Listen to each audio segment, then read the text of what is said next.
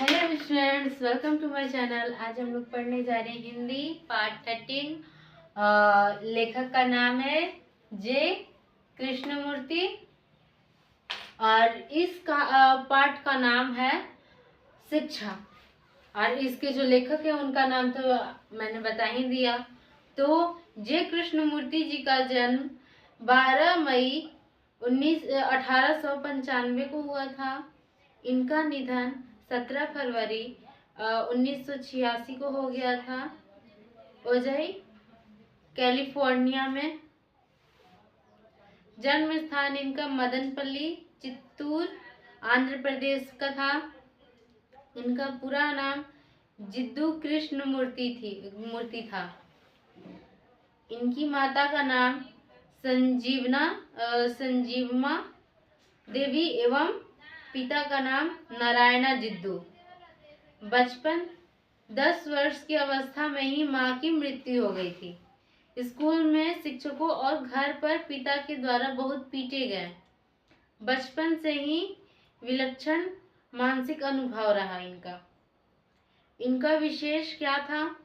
मूलतः वक्ता, आरंभ में कुछ लेखन कार्य, व्याख्यान के विषय शिक्षा, दर्शन एवं अध्यात्मक से जुड़े होते थे और पारंपरिक शिक्षा प्रणाली से असंतुष्ट ये रहा करते थे।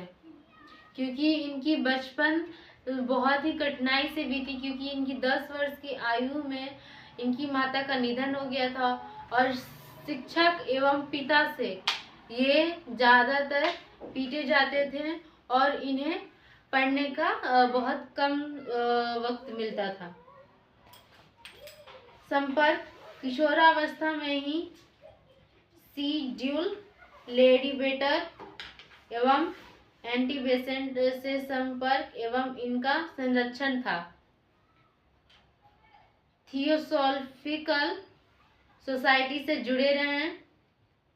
लीड बेटर इनमें विश्व शिक्षक का रूप देखते थे। 1938 में एल्डुअस हक्सले के संपर्क में आए और कई देशों की इन्होंने यात्रा की।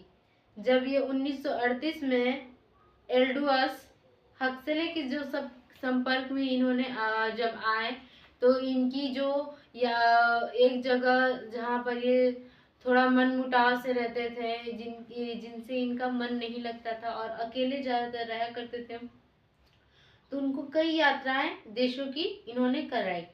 फिर इनकी कृतियाँ क्या थी? The first and last freedom, the only revolution and Krishnamurti notebook आदि।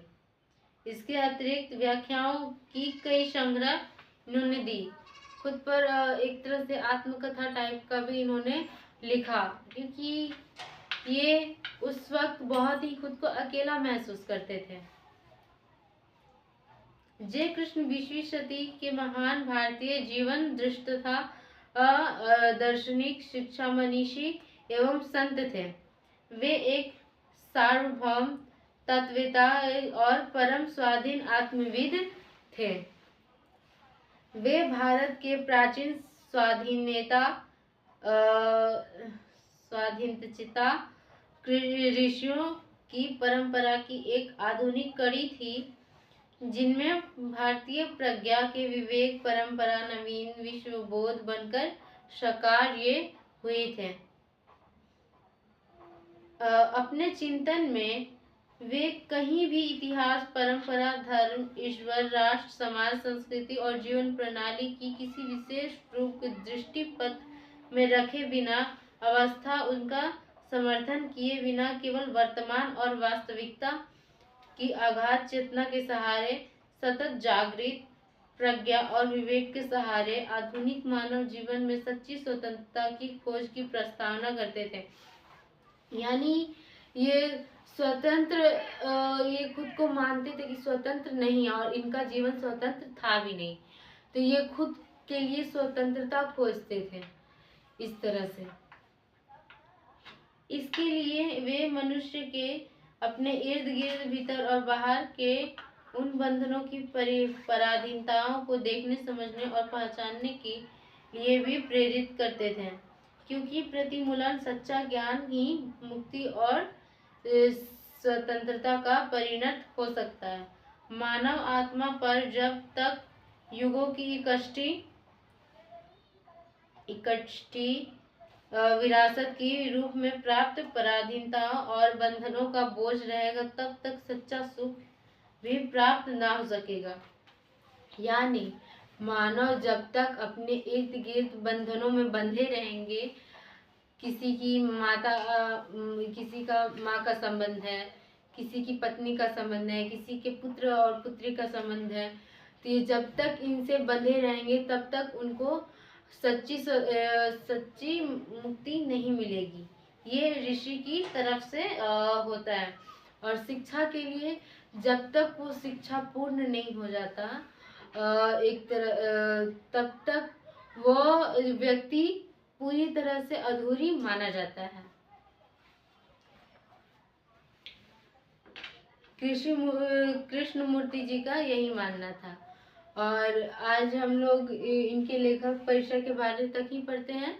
अब हम लोग नेक्स्ट वीडियो में इस पार्ट के बारे में पढ़ेंगे। आज के लिए थैंक यू।